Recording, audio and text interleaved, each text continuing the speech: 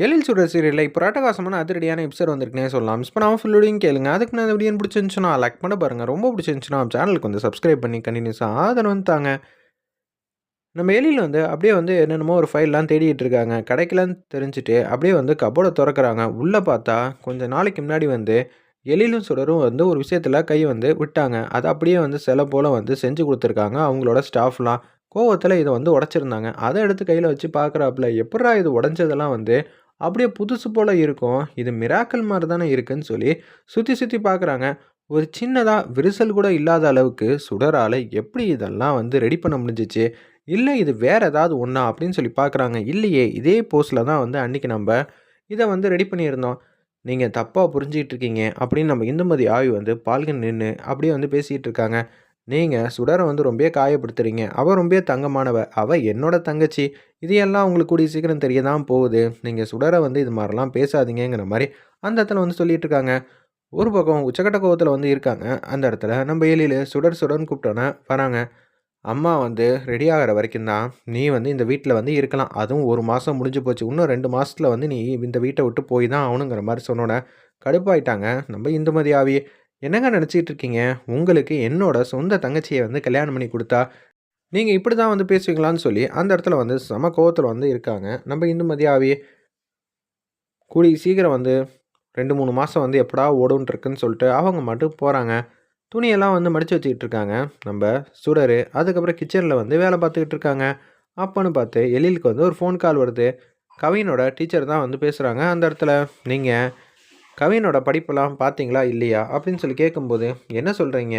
At least report கார்டாவது பார்த்தீங்களா? இல்லையா?" அப்படின்னு சொல்லும்போது, "எனக்கு புரியலையே" அப்படின்னு சொல்லும்போது, "நல்லாவே உங்களுக்கு புரியாத மாரி சமாளிக்கிறீங்க. எதுவா இருந்தாலும் டைரக்ட்டா வாங்க, வந்து பேசிக்கலாம்ன்னு" சொன்னோனே, அப்படியே வந்து ஃபோன வச்சுடுறாங்க. கவினோட கிளாஸ் டீச்சர் வந்து கூப்பிட்டுருக்காங்க. "வா அங்க போய் பார்த்துட்டு வந்துரலாம். சமைச்சுக்கிட்டு இருக்கேன்." அவங்க உடனே வந்து பார்க்கணும்னு சொல்றாங்க. 1/2 மணி நேரத்துக்குள்ள. "வா போயிட்டு வந்துருவோம்ன்னு" சொல்லிட்டு கார் எடுத்துட்டு, மாசா அவங்க முன்னாடி வந்து உட்கார்றாங்க. கவின் வந்து போன வாட்டி டெஸ்ட்ல எவ்வளோ மார்க் எடுத்திருக்கான்னு தெரியுமா? அதுவும் மேத்ஸ்ல 10. பாக்கி இருக்கிற சப்ஜெக்ட்ல எல்லாத்துலயும் வந்து அவன் 30, 35 மார்க் தான் வந்து எடுத்துக்கிட்டு இருக்கான்.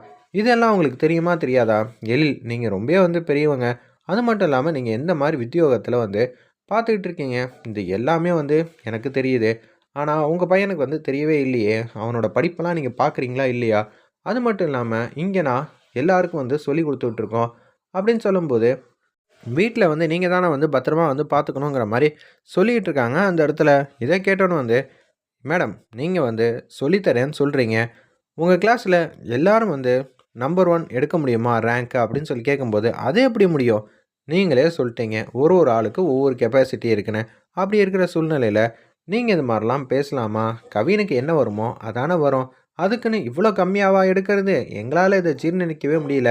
நீங்க சொல்லிக் குடுக்கிறதா இருந்தா, ஒரு வாட்டி சொல்லிக் குடுத்ததுக்கப்புறம் எல்லாரையும் வந்து பார்த்துட்டு, இதில எது உனக்கு புரியுது? எது புரியலன்னு சொல்லி ரவுண்ட்ஸ் வந்து போணும். அதுவும் குறிப்பா கவின் மாரி இருக்கிற ஸ்டூடண்ட்டுக்கு வந்து இன்னொரு வாட்டி வந்து சொல்லிக் குடுக்கலாமே!" அப்படின்னு சொல்லும்போது, "நாங்க பொதுவா தாங்க எல்லாருக்கும் சொல்லி தர முடியும். ஒவ்வொரு ஆளுக்கா வந்து போய் போய் எல்லாம் சொல்லிட்டு இருக்கலாம் முடியாது." அப்படின்னு அந்த இடத்துல வந்து வாத்தியார் வந்து பேசுறாங்க. இத கேட்டோனே வந்து, "என்ன மேடம் பேசுறீங்க? நீங்க எங்ககிட்டயே வந்து பணத்த வாங்கிக்கிறீங்க. அதுவும் எவ்வளோ ரூவா வாங்கிக்கிறீங்க? அப்படி இருக்கும்போது வந்து, நீங்க தான் வீட்ல இருந்து பத்திரமா பார்த்துக்கணும் அப்படின்னு சொல்றீங்களே, இதெல்லாம் நியாயமா இருக்கா? கவினுக்காக நாங்க எவ்வளோலாம் குடுத்துருப்போம். என்னங்க உங்க ஒய்ஃப் வந்து இப்படியெல்லாம் பேசிட்டு இருக்காங்க. சுடர், நான் தான் வந்து இந்த பிரச்சனையே வராத அளவுக்கு ஹேண்டில் பண்ணிக்கிறேன்ல. நெக்ஸ்ட் டைம்ல வந்து அவன் படிக்கிறதுக்கு நான் பொறுப்புங்கிற மாரி பேசுறாங்க. என்ன மேடம் இப்படியெல்லாம் பேசுறீங்க? இவரு ஏதாவது சொல்லிக்கிட்டு இருப்பாரு. அதுக்கெல்லாம் வந்து நான் ஆமாஞ்சாமியெல்லாம் போட முடியாது. உங்க மேல தான் வந்து தப்பு இருக்கு." அப்படின்னு சொல்லும்போது, "சரி, நீங்க வேணா ஒரு எலிஜிபிலிட்டி டெஸ்ட் வேணா வைங்க. அதில வேணா கவின வந்து நான் பாஸ் பண்ண வைக்கிறேன்னு" சவால் விடுறாங்க அந்த இடத்துல சுடர். "ஓகே, நீங்க சொன்ன மாரி வந்து இன்னும் ஒரு 3 நாள்ல வந்து டெஸ்ட் வந்து வைப்போம். அதில பாஸ் ஆயிட்டா பிரச்சனை இல்ல. ஒரு வேள ஆகலன்னு வச்சுக்கங்களேன், நீங்க கவின கூட்டிட்டு இங்கேருந்து போங்கங்கிற மாரி சொல்லிடுறாங்க." ஒரு பக்கம் உச்சக்கட்ட கோவத்தில வந்து இருக்காங்க.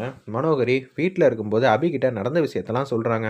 உன்னையும் கவினையும் பிரிக்கணும் தான் அது மாரி பண்றாங்க. இப்ப கவின் வந்து எப்படி இருந்தாலும் வந்து பாஸ் ஆகலன்னு வச்சுக்கங்க. அப்புறம் என்ன ஆகும்? உங்கள எல்லாரையும் வந்து தனித்தனியா வந்து அப்பா வந்து வீட்ல இருந்த வரைக்கும் போதும்ன்னு சொல்லிட்டு, வேற எங்கேயாவது கொண்டு போய் சேர்த்துட்டாருன்னா, அப்புறம் நீங்க அங்கேயே தான் படிக்கிற மாரி ஆயிடும். பார்த்துக்கங்கன்னு சொன்னோனே, அச்சச்சோ! இது எல்லாம் அப்பா செய்வாங்க. இது எல்லாத்துக்கும் காரணம் சுடர் தானா? அப்படின்னு சொல்லி சுடர பிடிச்சு கண்ணா பின்னான்னு கேள்வி கேட்குறாங்க. "அபி, நீ யார பேச்சு கேட்டுட்டு இங்க இது மாரி பெர்ஃபார்ம் பண்றேங்கிற விஷயம்லாம் எனக்கு ஒண்ணும் தெரியாமலாம் இல்ல. சரியா? நீ கொஞ்சம் அமைதியா இரு. நான் தானே சவால் விட்டுட்டு வந்தேன். கவின் எப்படி இருந்தாலும் வந்து என்னால் நல்ல விதமாக படிக்க முடியும். ஏய் இப்போ கவின் வந்து ஒரு வேளை பாஸ் ஆகலைன்னு வச்சுக்கிங்க, அதுக்கப்புறம் என்ன ஆகும்? கண்டிப்பாக எங்களுக்கு பிரச்சனை மேலே பிரச்சனையாயிடும். அப்பா வந்து எங்களை சேர்த்து விட்ருவாரு. அப்புறம் ஸ்கூலை முடிச்சுட்டு நாங்கள் அங்கே தான் படிக்கணும். திருப்பியும் வந்து ஸ்கூலுக்கு போகணும். இதே மாதிரி தான் வந்து சர்க்கிளாக வந்து வந்துக்கிட்டே இருக்கணும். நாங்கள் எல்லாரும் வந்து ஒத்துமையாக இருக்கிறது உனக்கு பிடிக்கல, உனக்கு வயித்தெரிச்சலாக இருக்குது, அதனால தான் இப்படியெல்லாம் பண்ணுறியா அப்படின்னு சொல்லி அந்த இடத்துல வந்து சுடர் வந்து கண்ணா அப்படின்னு திட்டுறாங்க. நான் ஒன்றும் சுடர் கிடையாது, கவினோட அம்மா. இந்த பொறுப்பு என்னோடது. அதனால நீ தேவையில்லாமல் வந்து யார் பேச்சோ கேட்டுட்டு ஏன் மனோகரி பேச்சை கேட்டுட்டு தான் இப்படியெல்லாம் பண்ணிகிட்டு இருக்கேன்னு எனக்கு நல்லாவே தெரியுது. பார்த்து பெர்ஃபார்ம் பண்ணு. எனக்கு சுத்தமாக நீ பண்ணுறதெல்லாம் எதுவுமே வந்து பிடிக்கவே இல்லைன்னு அதிரடியாக வந்து சொல்கிறாங்க அந்த இடத்துல. நம்ம சுடர் வேறு லெவலில் இருந்துச்சுன்னே சொல்லலாம். இது எல்லாத்தையும் வந்து மனோகரி வந்து மாடியிலேருந்து பார்த்துக்கிட்டே இருக்காங்க.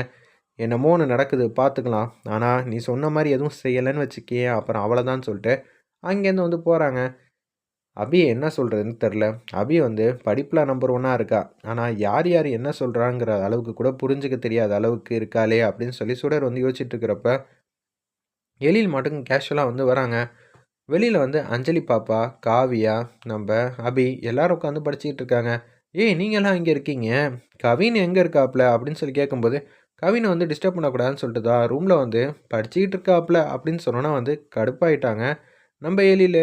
ஓகே இந்த நேரத்தில் வரைக்கும் படிச்சுக்கிட்டு இருந்தானா ஓகே, ஆனால் எதுக்கும் நம்ம உள்ளே போய் ஒரு எட்டு பார்த்துட்டு வந்துடும்னு சொல்லி கதவை திறந்து பார்த்தா கவின் வந்து தூங்கிட்டு இருக்காப்புல. இதை பார்த்தோன்னு வந்து ஏய் கவின்ங்கிற மாதிரி கத்தலான்னு இருக்கிறப்ப சுடர் வந்து அவங்கள கூட்டிகிட்டு அப்படியே பால்கனிக்கு வந்து போகிறாங்க.